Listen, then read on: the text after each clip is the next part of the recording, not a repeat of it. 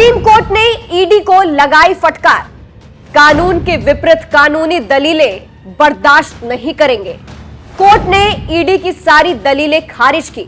PMLA की धारा 45 के प्रावधान किसी महिला पर लागू नहीं होंगे। तोड़ मरोड़ के केंद्र की दलीलें पेश मत करो। एससी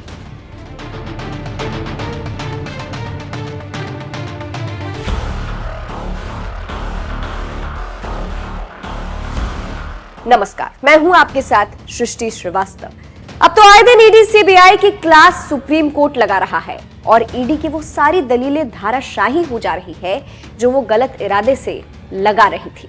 आप तो जानते ही हैं कि जब से मोदी सरकार आई है तभी से विपक्षी नेता ईडी से परेशान है और लगातार इनको लेकर आवाजें उठाते रहे हैं कि बदले की कार्रवाई की जा रही है। अब तो सुप्रीम कोर्ट ने भी मान लिया है कि ईडी गलत इरादे से काम कर रहा है।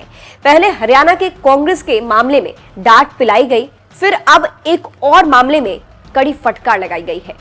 लेकिन अब तो जाते जाते संजीव खन्ना ने मोदी के तोते ईडी की ऐसी क्लास लगाई कि केंद्र सरकार घेरे में आ गई है और केंद्र की तरफ इशारा करते हुए सुप्रीम कोर्ट ने कहा है कि केंद्र की कानूनी दलीलें गलत तरीके से पेश मत करो वरना हम बर्दाश्त नहीं करेंगे। जी हां, ताजा मामला सुप्रीम कोर्ट में तब आया जब ईडी फेमा के तहत एक महिला का केस सुन रहा था और इसी मामले में सुप्रीम कोर्ट ने फटकार लगाई है। कोर्ट में महिला की जमानत याचिका पर ईडी गलत तरीके से कानून की दलीलें दे रही थी।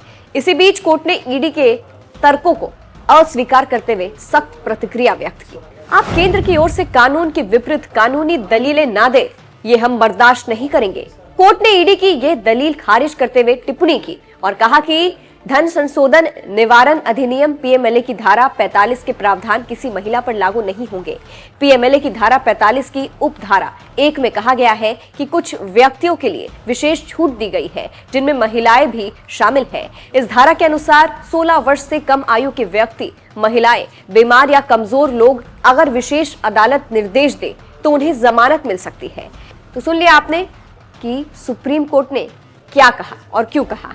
जस्टिस अभय एस ओक और जस्टिस उज्जवल भुइया की पीठ ने कहा कि सरकार की मंशा ये प्रतीत होती है कि किसी भी तरह से जमानत से इनकार किया जाए, जिसके कारण इस तरह की दलीलें दी जा रही है और ये दलीलें अतिरिक्त सॉलिसिटर जनरल सत्यदर्शी संजय ने दिया, जबकि एसजी तुषार मेहता ने इस मामले में पेश होकर कहा कि यह धारा महिलाओं पर लागू होती है।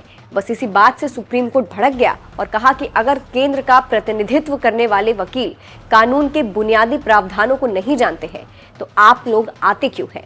अब हम बताते हैं कि आखिर सुप्रीम कोर्ट क्यों और किस लिए इतनी ईडी को लताड़ लगा रहा है।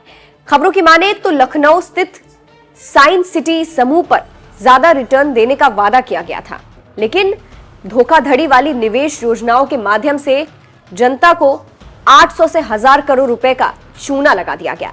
ईडी की जांच में पता चला कि समूह और प्रमोटर रशीद नसीब के खिलाफ 554 से अधिक केस दर्ज हो गई है। ईडी ने बाला को आरोपी बनाया क्योंकि वो कथित तौर पर नसीम की प्रमुख सहयोगी थी। ईडी के अनुसार उसने अपराध की आय को वैध बनाने में भूमिका निभाई और धोखाधड़ी योजना के हिस्से के रूप में 36 लाख रुपए से अधिक मिला। ईडी ने नवंबर 2023 में गिरफ्तार किया और बाद में सितंबर 2024 में इलाहाबाद हाई कोर्ट ने जमानत से इनकार कर दिया। बाद में बाला ने जमानत के लिए शीर्ष अदालत का रुख किया, जिसके बाद ये फैसला आया है। तो आप समझ सकते हैं कि कैसे एक बार फिर सुप्रीम कोर्ट ने केंद्र सरकार और ईडी की हेकड़ी निकाल दी है और इस टिप्पणी से काफी किरकिरी हो रही है केंद्र सरकार की। विपक्ष सुप्रीम कोर्ट के फैसले को अपनी जीत मान रहा है और मोदी ईडी की हार मान रहा है। फिलहाल इस खबर पर आप क्या कहेंगे, कमेंट करके जरूर बताइएगा। नमस्कार।